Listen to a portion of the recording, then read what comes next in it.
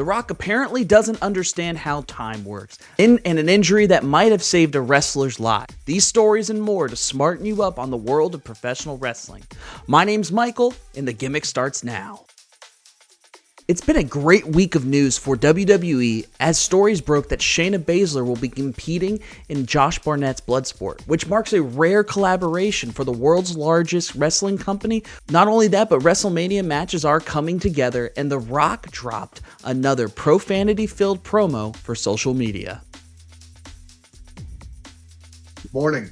The latest promo was nearly 10 minutes long, which, hey, that's half the time of his first one, but it's still double the amount of time The Rock has shown any emotion in the Fast and the Furious movies.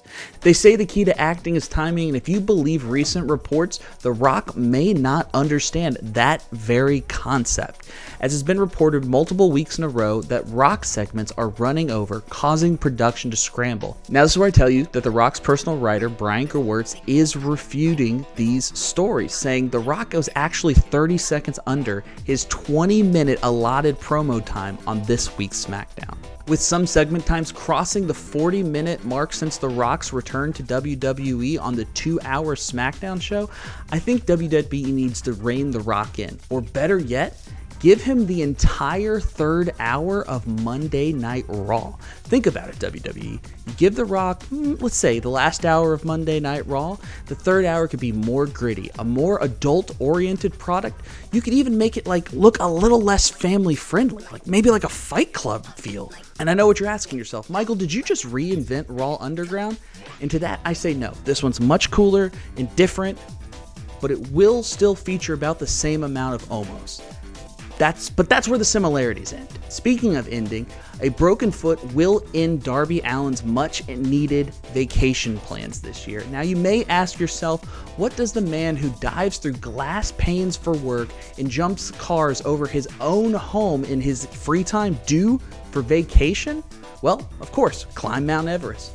Darby had been training for over a year to make the journey. Understanding the risk involved, Darby cut an emotional promo 1 week before his final match before his vacation was set to start. Now, whether you want to call it divine intervention or coincidence, Allin suffered a broken foot in his match with Switchblade Jay White on this past week's Dynamite. Darby took to Twitter to confirm his plans to climb the 29,032-foot mountain was a no-go for 2024. Now, while I hope Darby did opt for the optional travel insurance, I have to say, even if he didn't, this might be a blessing in disguise.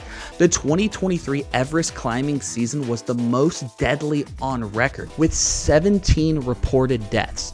A fact that Darby has probably been told more than once by a late-night panicked Tony Khan tweet.